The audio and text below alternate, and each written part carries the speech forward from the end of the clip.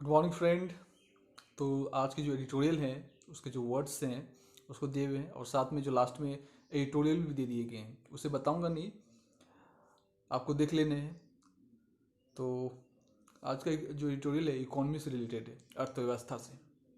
Catastrophe, catastrophe का अर्थ क्या होता है? तबाही। जो कुछ बहुत ही ज़्यादा टेरिबल हो, डिजास्टर, मतलब विपदा अगर बहुत ही ज़्यादा हो, भयानक हो, तो उसको बोलते हैं कैटेस्ट्रॉफी और टेरिबल डिजास्टर। अगला है इनएविटेबली। देखिए, इनएविटेबल का अर्थ क्या होता है? जो अवश्य होगा, अटल है, मतलब होगा ही होगा। तो यहाँ पर एल वाई लगाकर क्या कर दिया, इसको एडवर्ब बना दिया गया है। तो इसका अर्थ हो गया अवश्य, निसंदेह, यह चीज़ होगा निसंदेह, अवश्य। इंडिविजुअल का अर्थ क्या होता है? प्रयास। जो प्रयास किए जाते हैं किसी भी चीज़ को, गुड ह्यूमन एफर्ट जिसको बोलेंगे, एफर्ट जिसको बोलेंगे, सीरियस एफर्ट, मतलब ऐसा प्रयास जो हमें सीरियसली दिखता है कि हाँ वो प्रयास किए गए, तो उसको बोलते हैं इंडिया।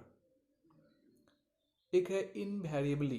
देखिए, दोनों को मैंने इसलिए दिया है क्योंकि कभी कभी आप जब पैराग्राफ पढ़िएगा एसएससी में, तो अगर ऐसा वर्ड आ जाता है तो आप कंफ्यूज नहीं कीजिए, तो इसलिए दिया है इनवेरिएबली।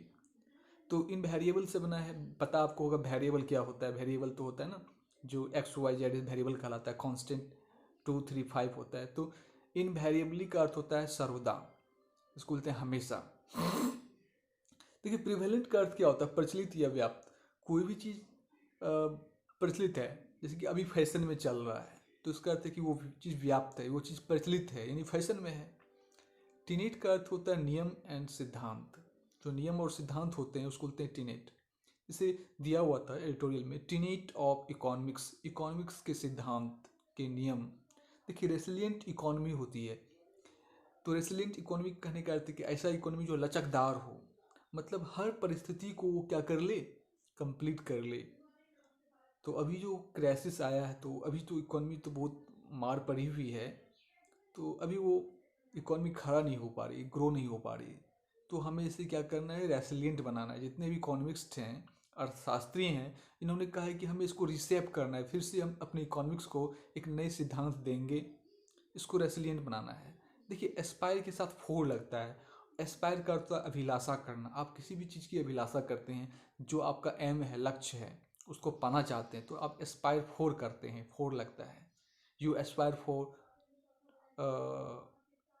Being a doctor. आप डॉक्टर बनना चाहते हैं तो आप उसका एस्पायर करते हैं, अभिलाषा करते हैं। देखिए, एम्पीड का अर्थ होता है बाधा डालना। कोई भी चीज़ में अगर कुछ बाधा डालता है, देखिए अभी कोरोना वायरस आकर सारा इकोनॉमी को इम्पीड कर दिया है, तो मतलब बाधा ही डाल दिया है। डिक्टम, डिक्टम का अर्थ क्या होता है? जो कहावत है, जो बड़े बुजुर्ग कह गए हैं, उसको डिक्टम बोलते हैं, कहावत, जिसको बोलते हैं प्रोवर्ब भी बोलते हैं। इसके लिए डिक्टिम के लिए एक वर्ड आता है प्रोवर्ब, मतलब कहावत। बात जो कह दिया तो कह दिया, मतलब प्रचलित हो गया वो बात। अप एंड का अर्थ क्या होता है? किसी भी चीज़ को उल्टा देना, गिरा देना, देता गिरा देना हो जाएगा, वो हो जाएगा।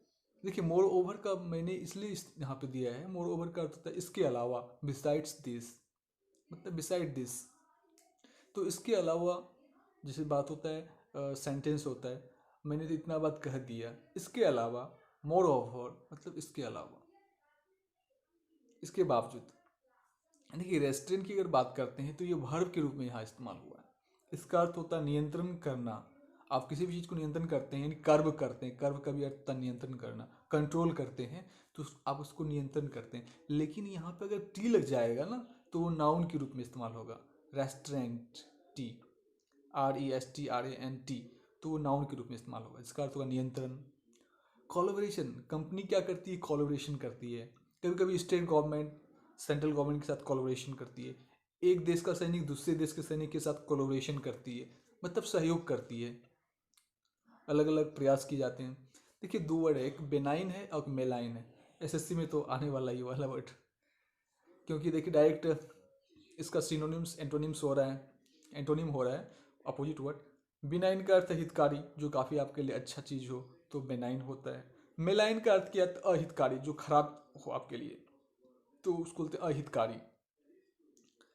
पैराडिम, पैराडिम का अर्थ क्या होता है? मिसाल। आप किसी भी चीज़ का मिसाल देते हैं, तो उसको बोलते हैं उदाहरण, मिसाल। तो इतना ही था। टाइम देख लेता हूँ मैं, अभी 5 मिनट हो गया। 1 मिनट में मैं थोड़ी डिटेल देख लेता हूँ और लास्ट का और इसका, और आपको एक तरफ से मैं दिखा दूंगा। ये क्लास है, यहाँ पे सिलेक्शन में गलती हो गया है। तो ये फाउंडेशन बैच है, इसमें जो है डेमो और स्ट्रेटजी दिया हुआ है। इसमें आप इस वीडियो में जो है डेमो और स्ट्रेटजी के बारे में दिया हुआ है। और सेकंड वीडियो जो है वो क्लासेस में स्टार्ट हुआ है। और इसमें ज़्यादा कुछ ये नहीं हुआ है, बल्कि जो इसमें 2 स्टूडेंट, एक तो मैंने कितना नंबर लाया एसएससी सीजीएल में, खासकर इंग्लिश में, उसको मैंने दिया है, पूरा सेट दिया है सॉल्व।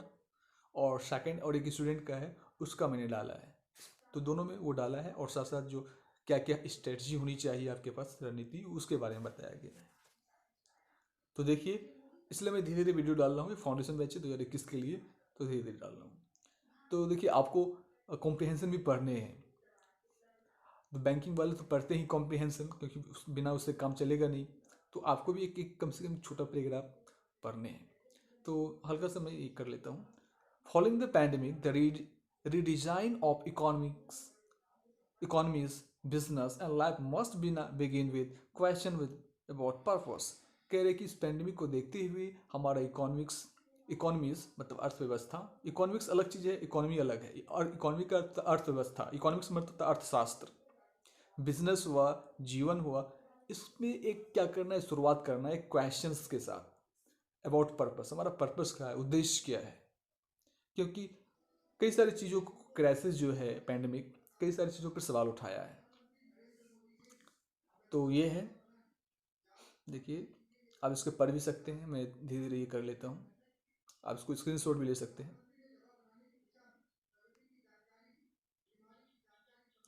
यहाँ पे जो अलग अलग जो इकोनॉमिस्ट हैं, वो अपने अपने राय दिए हैं।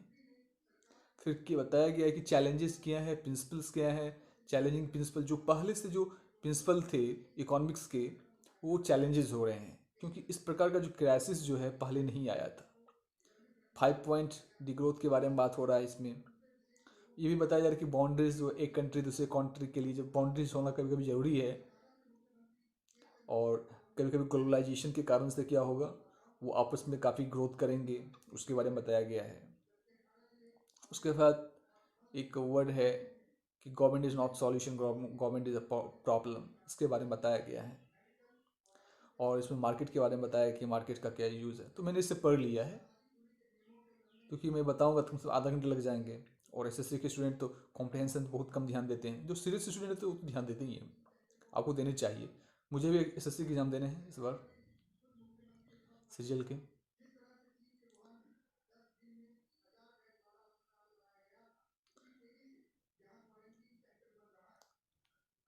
तो लास्ट में ये है, थैंक यू।